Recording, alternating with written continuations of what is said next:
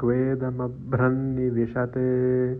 क्वायगुं संवत्सरो मिथः क्वाहः क्वेयं देवरात्री क्वमासा ऋतवश्रिताः अर्धमासा मुहूर्ताः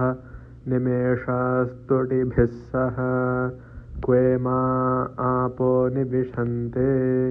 यदितो गान्ति सम्प्रति काला अप्सु निविशन्ते आपः सूर्ये समाहिताः अभ्राण्यपः प्रपद्यन्ते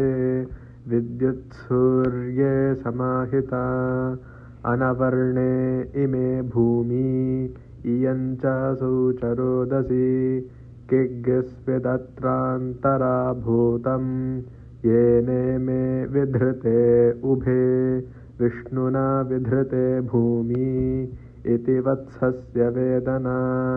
इरावती धेनुमतिः भूतं सूयवसिनी मनुषे दशस्ये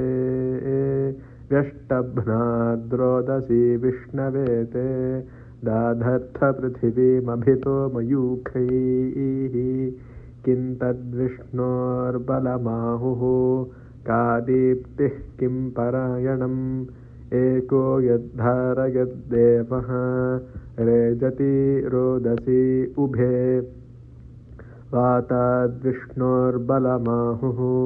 अक्षराद्दीप्तिरुच्यते त्रिपदाद्धारयद्देवः यद्विष्णोरेकमुत्तमम्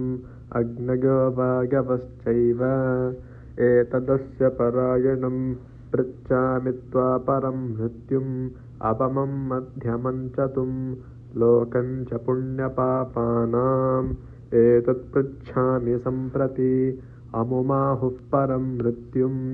पवमानं तु मध्यमम् अग्निरेवावमो मृत्युः चन्द्रमाश्चतुरुच्यते अनाभोगाः परं मृत्युं पापाः संयन्ति सर्वदा आभोगास्त्वेव संयन्ति यत्र पुण्यकृतो जनाः ततो मध्यममायन्ति चतुमग्निं च सम्प्रति पृच्छामि त्वापापाकृतः यत्र यातयते यमः त्वन्नस्तद्ब्रह्मन् प्रब्रूहि यदि वेत्था सतो गृहान् कश्यपादुदिताः सूर्याः पापान् निर्घ्नन्ति सर्वदा रोदस्योरन्तर्देशेषु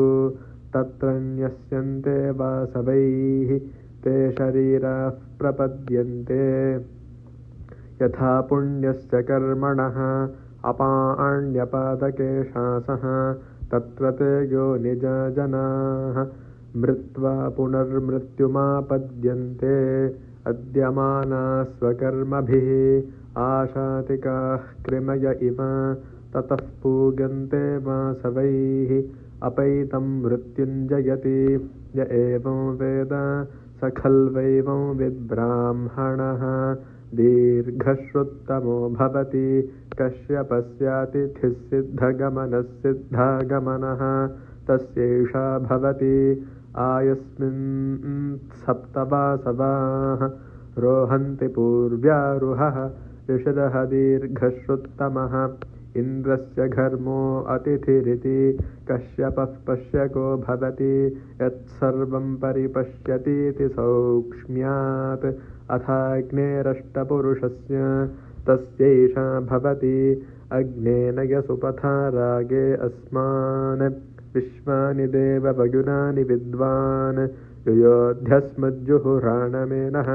भूयिष्ठान्ते नम उक्तिं विधेमेति ॐ श्रीछायासंज्ञासमेत श्रीसूर्यनारायणस्वामिने नमः। ॐ नमो नारायणाय।